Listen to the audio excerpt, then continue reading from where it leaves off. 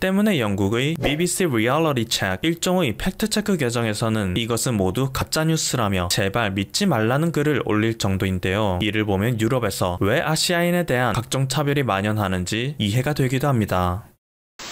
얼마 전까지만 해도 큰 각광을 받던 4차 산업혁명 기술의 핵심 기술에는 인공지능, 빅데이터, 자율주행, 사물인터넷 등이 있습니다.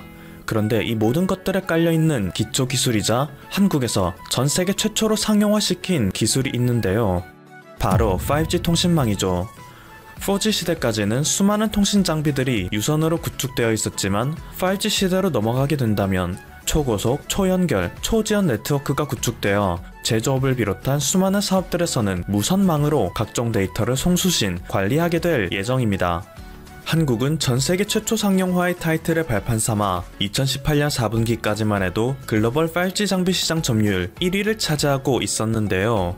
이후 중국의 화웨이가 자국에서 5G 인프라를 대량으로 구축하고 세계적으로도 저가 정책을 내세워 5G 장비를 공급하여 2019년 4분기 기준으로는 화웨이가 글로벌 시장 점유율 1위를 차지하게 됐습니다.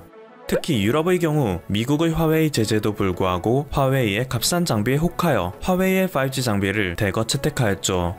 하지만 최근 중국에서 시작된 위기로 인해 유럽 전역에서 판정자가 급속도로 확산되며 중국의 5G 시장 재패의 야망은 수포로 돌아갈 전망입니다. 공식적으로 발표된 데이터에 따르면 스페인, 이탈리아, 독일, 프랑스 등 유럽의 4개 국가는 중국보다 훨씬 심각한 상승세를 보여주며 위기를 겪고 있죠. 이외에도 영국, 스위스, 벨기에 등의 국가 역시 판정자가 빠르게 증가하며 유럽은 큰 타격을 받고 있는데요.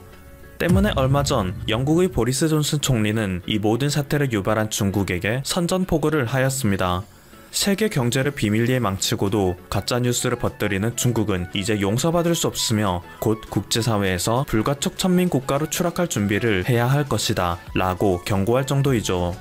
또한 이전에 중국 화웨이에게 5G 장비 설치허가 했던 것을 전면적으로 재검토에 들어가겠다는 강수를 두기까지 했는데요. 그런데 최근 영미권을 중심으로 이상한 소문이 돌기 시작했습니다. 얼마 전 트위터의 한 미국 유저는 미국의 5G 통신망 맵과 판정자 발생 지역 맵을 비교하는 사진을 자신의 트위터에 올렸는데요. 그는 하나는 5G 기지국의 설치 지역이고 나머지는 판정자 발생 지역이야 라며 마치 5G 통신망 기술과 현 위기에 엄청난 인과관계가 있다고 주장하는 듯한 발언이었죠.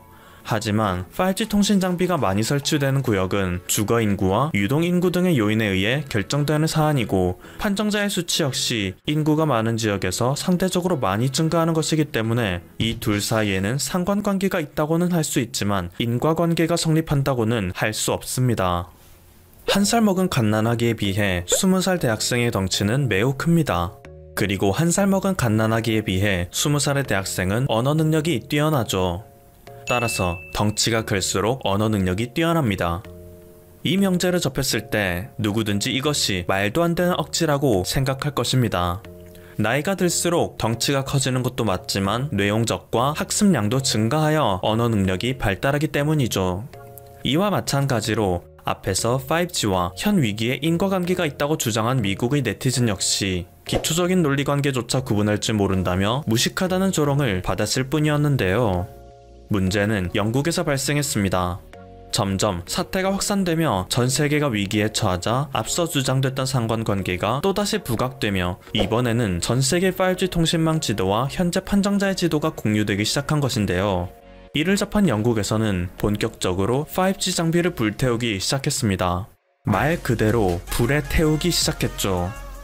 영국 BBC에 따르면 지난주 동안 최소 3개의 5G 타워가 불에 타버렸으며 경찰과 소방대가 이를 끄기 위해 계속 출동하고 있다고 하는데요.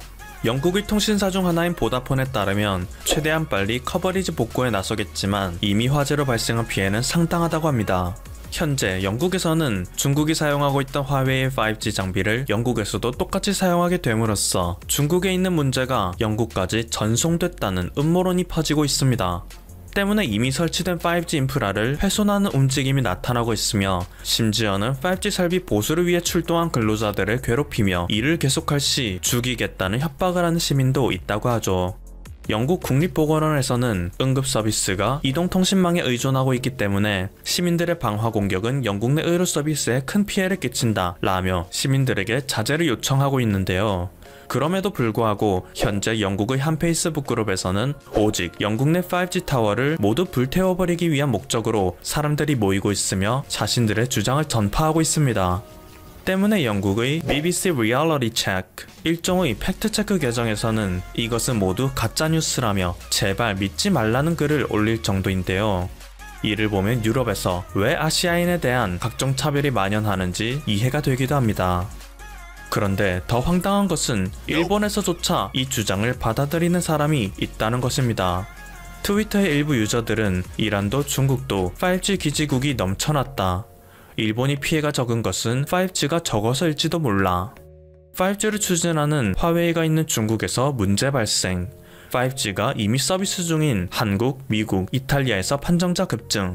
5G 개시를 하지 않은 일본은 피해가 미미. 일본은 5G가 인체에 미치는 악영향을 조사해달라. 네. 지금까지 퍼플튜브였습니다. 여러분의 구독과 좋아요 그리고 알림 설정은 콘텐츠 제작에 큰 힘이 됩니다. 감사합니다. 중국에서 남부를 중심으로 한 달 넘게 폭우가 내리면서 최악의 대홍수 사태를 맞은 가운데 노후한 댐들이 붕괴할 수 있다는 우려가 나온다. 이미 1991년 대홍수 당시의 강우량을 넘어 전시 상태에 돌입한 상황에서 오래됐거나 부실 공사, 관리 미흡 등의 문제가 있는 댐들이 적지 않을 수 있다는 지적이다. 22일 로이터 통신은 중국 광시 광족자치구에 위치한 노후한 댐이 무너졌다며 이는 중국 전역의 94,000개 댐 붕괴 전조일 수 있다며 이같이 밝혔다. 지난 6월 7일경에는 시아지시 마을의 도로와 과수원, 들판의 홍수가 범람하면서 이 지역의 댐이 무너졌다고 주민들은 전했다. 수십 년 전 댐 건설을 도운 마을 주민인 루오 치우얀 씨는 이런 홍수는 처음이라며 이전에는 수위가 그렇게 높았던 적이 없었고 댐도 무너진 적이 없었다고 말했다. 1965년에 완공된 이 댐은 압축된 흙으로 만들어졌는데 크기는 78개의 올림픽 수영장만 하며 물 19만 5천 세제곱미터를 수용할 수 있다. 로이터 통신은 7월 중순 이 댐을 방문했을 때 폭우로 인해 약 100m의 길이의 댐이 사라진 것을 발견했다. 이 댐의 한 관계자는 폭우가 댐을 넘어섰고 이에 댐이 붕괴됐다고 밝혔다. 또 시아지시 주민들 중 댐 붕괴로 숨진 사람은 없다고 전했다. 이 댐이 무너진 데 대해 광시 지역 수자원부는 언급을 피했다. 당국도 로이터의 논평 요청에 응하지 않았다. 그러나 중국 언론에 보도되지 않은 이번 댐 붕괴는 설계가 열악하고 유지 관리가 허술한 댐이 홍수로 무너질 수 있음을 시사한다고 로이터 통신은 경고했다. 1950 물결 1960년대 농업 중심 사회였던 중국에서는 가뭄을 막기 위해 마오쩌둥의 주도로 수천 개의 댐이 건설됐다. 지난 2006년 중국 수자원부는 1954 물결이 2005년 사이 3,486개의 댐에서 수준 이하의 품질과 관리 부실로 제방이 무너졌다고 발표한 바 있다. 중국 남서부 광시의 경우 1990 물결이 2018년 강수량과 기온이 19년 전보다 크게 증가한 것으로 공식 자료에 나타났다. 장시성의 쉬융샹시는 일주일 동안 수도와 전기가 모두 끊긴 상태라고 말했다고 21일 사우스 차이나 모닝포스트는 전했다. 그는 벼농사를 지을 때인데 목화, 옥수수, 콩과 작물들은 지금 물속에 잠겨있다. 며 우리에게 1인치의 마른 땅이 없다고 호소했다.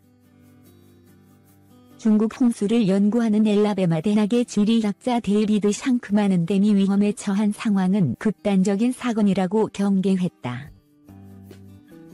그는 댐은 홍수로 물의 수위가 높아지더라도 극한 상황을 견뎌야 한다. 며 댐을 제대로 설계하고 건설했다면 홍수 후에도 그 전과 정확히 같은 상태가 돼야 한다고 지적했다.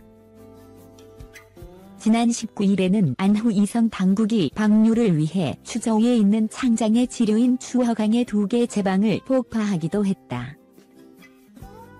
세계 최대 규모인 산샤댐도 수위가 급상승해 방류 조치를 취했는데 동시에 양쯔강 중하류 수위가 상승하면서 600만여 명이 수해를 입고 약 35만 명이 긴급 대피하기도 했다.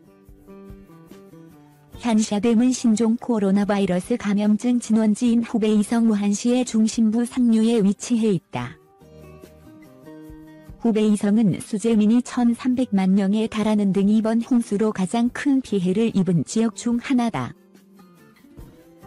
후베이성에서만 29명이 홍수로 목숨을 잃고 42만여 명이 긴급 대피를 했다. 직접적인 재산 피해액도 약 4조 원에 달한다. 이미 중국에서는 소련의 원조로 완공된 허난성의 반차오댐이 1975년 붕괴돼 23만 명이 사망했던 전례가 있어 우려는 더욱 커지고 있다. 한편 전날 안후이성 당국은 구전에서 홍수가 악화돼 제방이 무너져 1만 명 이상의 주민이 갇혔다고 밝혔다. 신화통신에 따르면 이 마을에서는 홍수로 물의 수위가 3m까지 치솟았다. 중국 기상청은 황허강과 화이허강을 따라 앞으로 이틀간 더 많은 폭우가 내릴 것으로 예보하면서 피해는 더욱 커질 것으로 전망된다.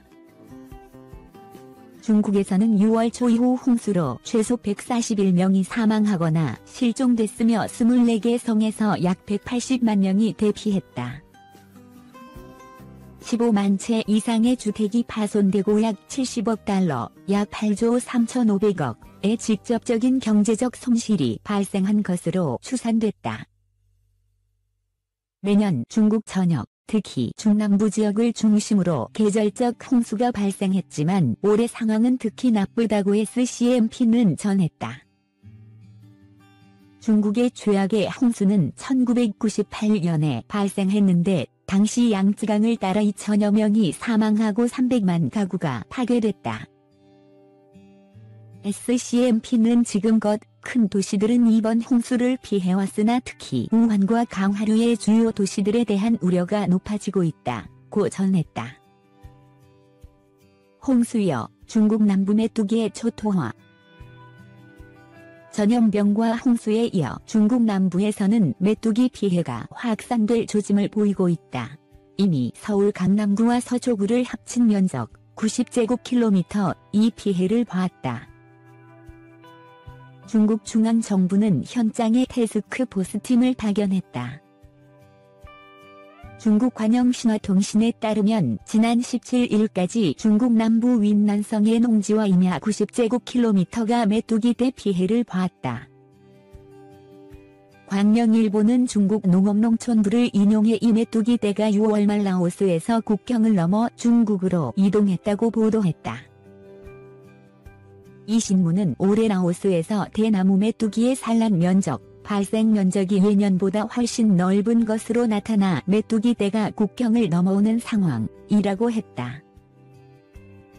이 메뚜기는 라오스와 중국 서남부 등에서 서식하는 대나무 메뚜기로 앞서 동아프리카, 서남아시아 일대를 초토화한 사막 메뚜기와는 다른 종류라고 전했다. 대나무 메뚜기는 대나무잎, 벼, 옥수수, 사탕수수를 먹는다. 신화통신에 따르면 메뚜기 방제를 위해 17일까지 4만 명에 투입됐다. 무인기 등 비행기 3,246대, 분무기 7,736대도 동원됐다. 농업농촌부도 전담팀을 윈난성에 보내 메뚜기 피해 실태를 조사하고 확산에 대비하고 있다고 한다.